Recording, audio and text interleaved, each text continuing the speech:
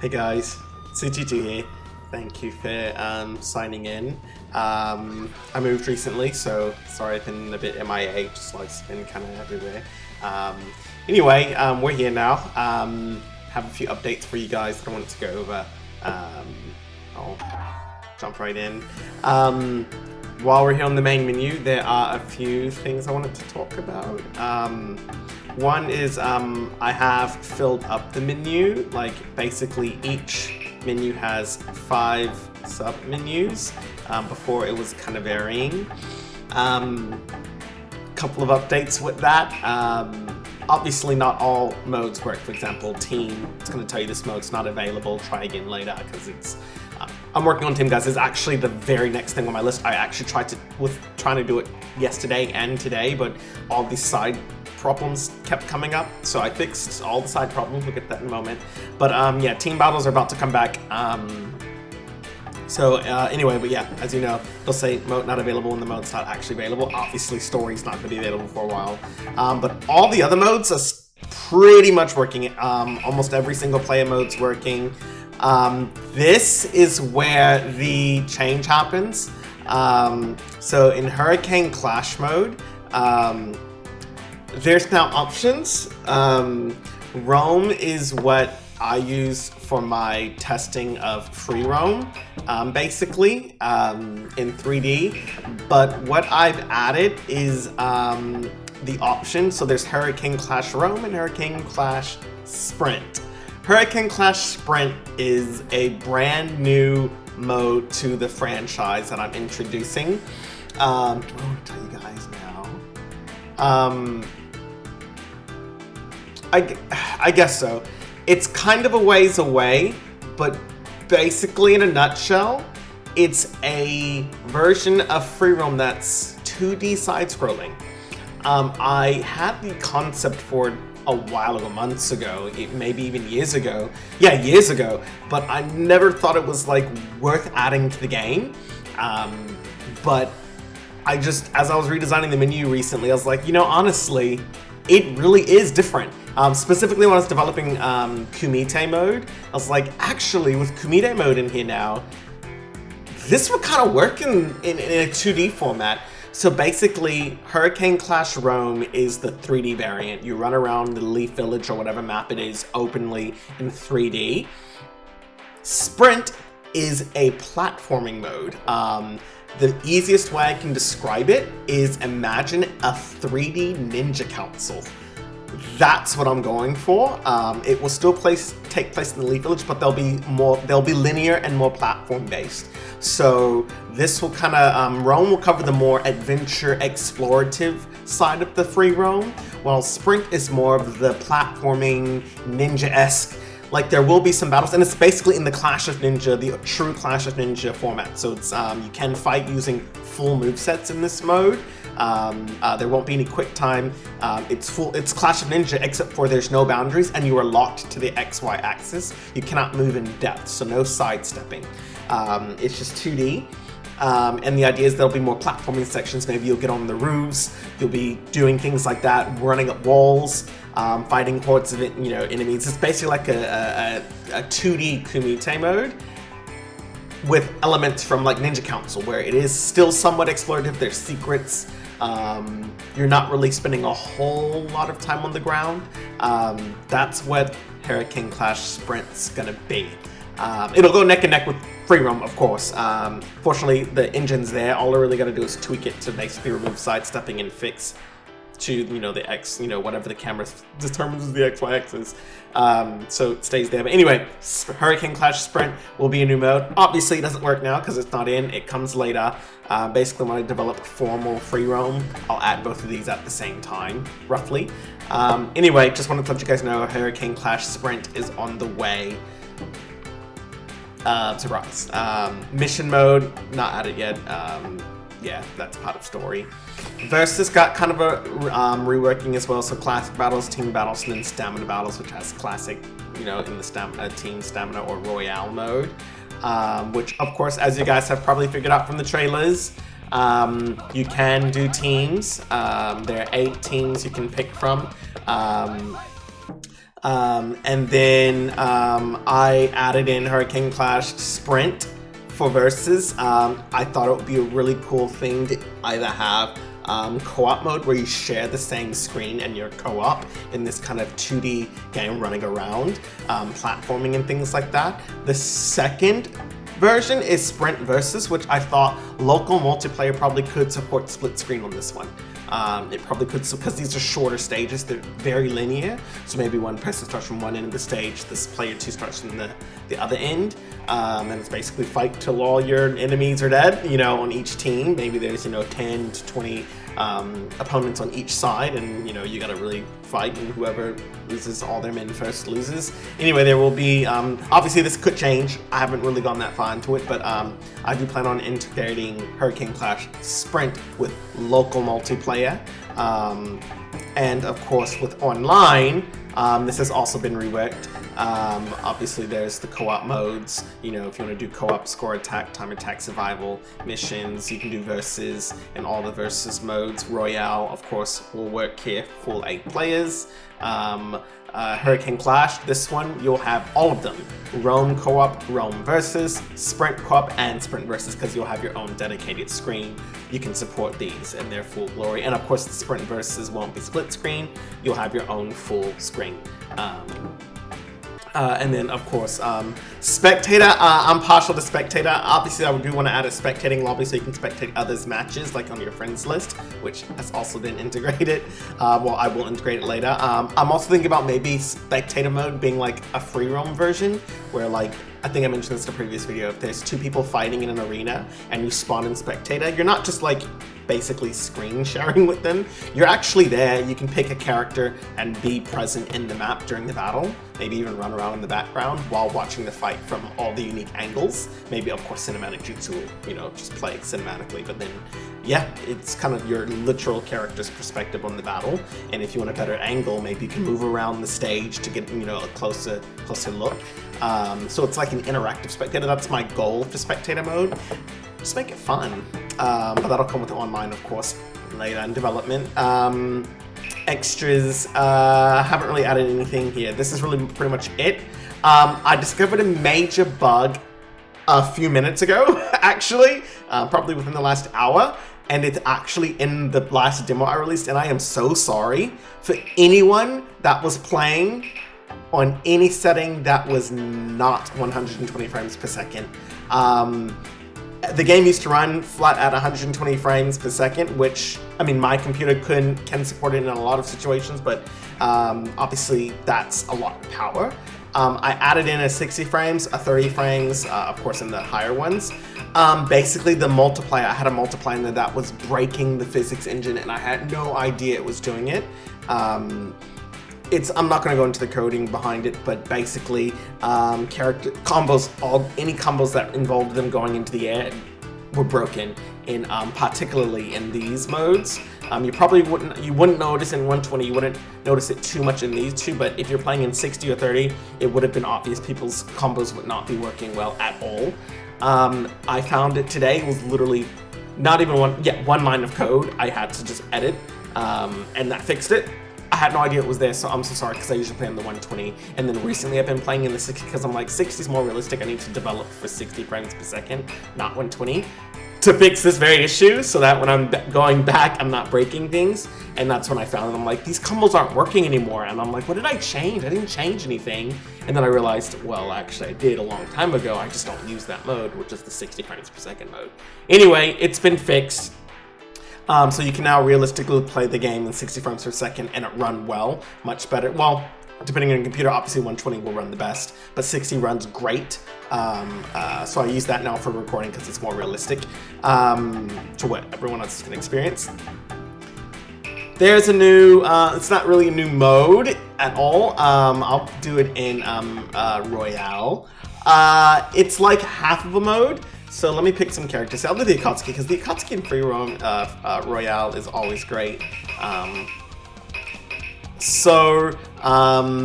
They're all on different teams for a reason. So I finally integrated, you'll probably see down here, obviously left and right changes the character stage, up and down changes the roster and the village. I added in another village, but the village isn't from Naruto. It's called The Village Hidden in the Void. It's not completely done yet, but there's not a lot here, and you'll see why. This is the Village in the Void stages. I need to add in the actual village. I forgot to add the UI before I made this video, but yeah, it's supposed to tell you the village. So it'll be like Village in the Leaves for Hokage Monument.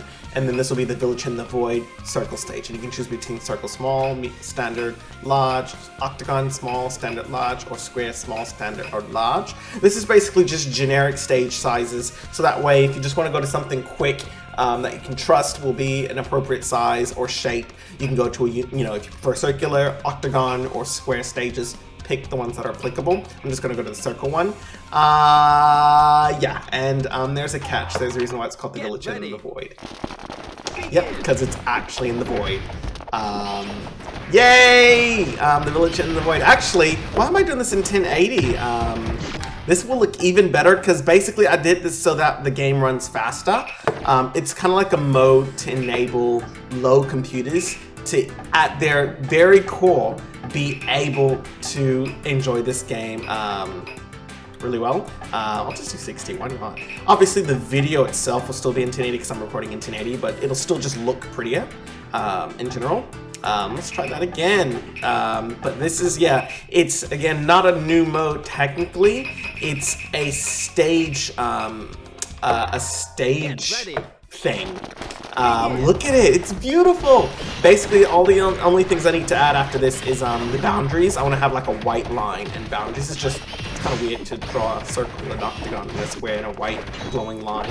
But I'll do it shortly so that way you know where the stage boundaries are. Because right now there are invisible walls there, you just can't see them, which kind of gets weird because you don't know which directions you can move when there's just a void. But yeah, it's colorful, it's vibrant, it's just trippy looking. I got the inspiration when I was thinking about how to make like opening and intro videos. I wanted the ending to be just this kind of spectacular, just showing basically colored silhouettes fighting. I originally envisioned them being solid silhouettes, and I was randomly playing with the material, like with the outlines for the characters, and I was like, you know what? It is interesting that I can change the outlines on these characters, and I never do. I would just keep it black, and I was like, that could be a mode where the outlines change color. And that's when I experimented. I turned everyone black and changed the color of the outlines to match the team, and voila, the Village in the Void was born. This runs like perfectly because there's no background elements to render. All it has to do is render the character's point blank period, done. You can run this in probably 120 frames per second, 1440, maybe even 4K, with probably very little performance issues. So that's kind of the point of this, and it just looks really pretty. And also the camera pans. You saw how the camera moved over? That's something new I added as well. Let's try this battle again, but this time with teams. So we'll have, let's do kind of like color-specific teams. So we'll have Nagato be, or Pain be orange. So him and Conan will be the orange team. Itachi, go with red. Sasori and Deidara, you're gonna go on yellow. Hidan and Katsuo, do purple. All right. And we'll go to a square stage. Let's go to a large one.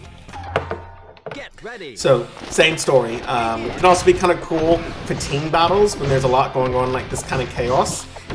Everyone's just color coordinated. You don't have to worry about figuring out who's who, because that's a lot of Akatsuki. Just look at the color. You know, you're orange, do the orange character. But yeah, this is the Village in the Void. I think it looks super cool. It's just different, because why not? It didn't take very long to add, maybe I think 2 or 3 days. Maybe, like, it was like more like, and when I say 2 or 3 days, I mean like the evening after work. 2 or 3 evenings after work.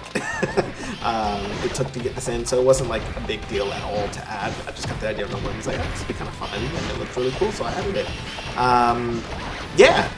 Watch when they win too.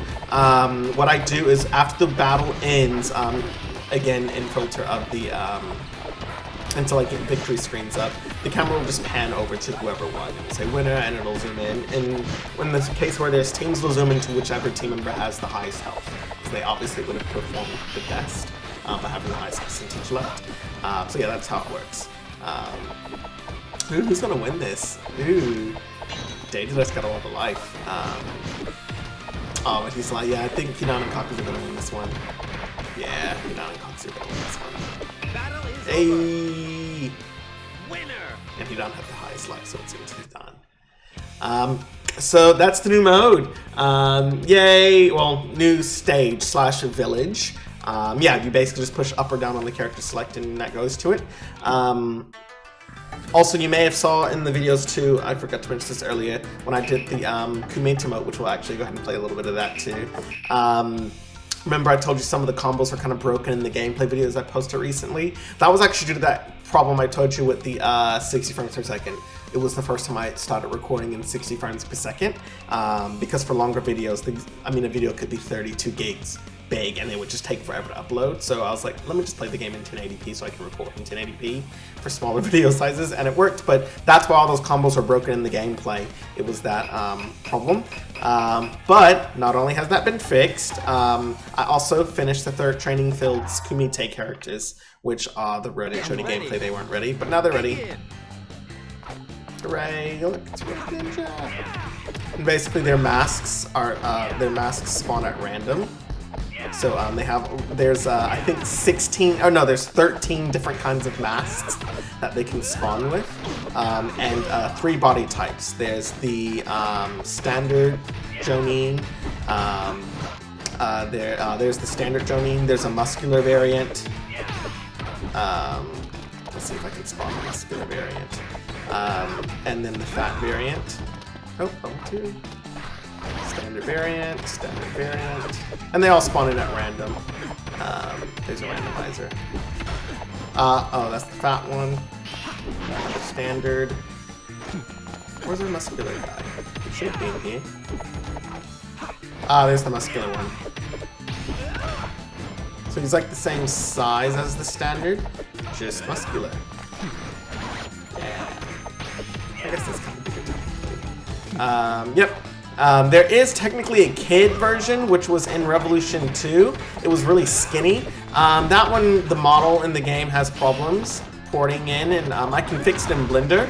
It's just tedious to fix it in Blender. I had to do that with Kurenai, Anko, and Yugao, and Kagura, and it's just so time consuming. It takes like an hour or longer to do when that happens. And I'm just like, we already have 3. It'll just be a 4th that's slightly smaller than that middle one, slightly smaller. So I may do it and kind of have like a Genin, Chunin, and Jonin level, and so the range of jutsu and attacks they use, will vary by the kind. So maybe I'll do it later. But anyway, yeah. So there may be a 4th version that shows up, but right now there's just 3 variants. Muscular one, as you see here, the normal, regular one, and then there's a fat one.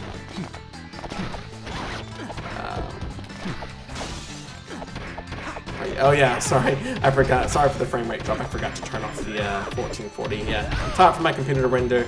Yeah, it's like I think it's 120 frames per second plus 1440 pixels plus recording. Yeah, it's really performance heavy. So apologies for the frame rate drop. I mean, I guess it's doing well for all of that. So good job, computer. Doing well, all things considered. But yeah, whenever I pan that way, it goes to shit. Anyway, this video is long enough. Thanks for watching, guys. I just wanted to get this round. Come on. All right, we made it to level 4. I will integrate items for Kumite. I'm going to do them different though. You'll actually get to pick your items before you go in, and the items have special properties. You can use them at any time. I don't like the whole randomizing of random items popping out on the stage. Basically, you'll get 2 item choices. Your choice of power up and your choice of health recovery, and that'll be the 2 trigger buttons. I'm sorry, not trigger, shoulder buttons that are normally, no. Which buttons are they going to be? Because trigger button is the target. Ooh, I forgot about changing targets. Okay, well, we'll figure it out. Basically, I want you to have the option to have 2 different, what do you call it, item options. So one will cover your health, and the options will be ramen or the sweets. Basically, ramen recovers more of your health, but maybe you can only use ramen once every level. So, or I'm sorry, not every level. Every maybe 10 levels. That's a bit much. Maybe every 20 opponents defeated, you can use a ramen. Versus the sweets, you can use more frequently. Maybe every level, you can use the sweets, but they recover less health. So maybe something like that. So whichever is your strategy, if you prefer to use it more frequently, but you know, it's shorter bursts, or if you prefer to have one big recovery and then obviously wait longer. Basically, that strategy is up to you. Same thing for power-ups. Obviously, there's the Ninja Scroll power-up that gives you basically super armor. So maybe there's like, you can use the super armor, which basically prevents, you can absorb any attack that's not a launcher. That's super armor. And maybe there'll be like an ultra armor, I think is what they call it, where you're immune to, you absorb all attacks. You cannot be launched either. So, and same story, maybe one you can use every level and power up, and the other one you can use every, you know, 20 battles or so. So yeah, anyway, that's kind of the point. And I want to add in more items. Maybe there's one that, you know, you can use it 5 times at any given moment, but they only respawn and replenish after 50 enemies have been killed. Something ridiculous, or 100 enemies have been killed. So then you have that side of strategy where you can use as many as you want to get out of, you know, if you're a really good player and you just need to fix your mistakes, use that version and then you get more of it. Anyway, I've talked too long. Thanks for tuning in. More updates to come, and I will release a new demo soon, sooner than I planned on. Probably after I add in team battles, I'll release a demo for you guys, because yeah, it's not fair that you guys have to, that glitch is a really big, huge glitch that affects the gameplay substantially.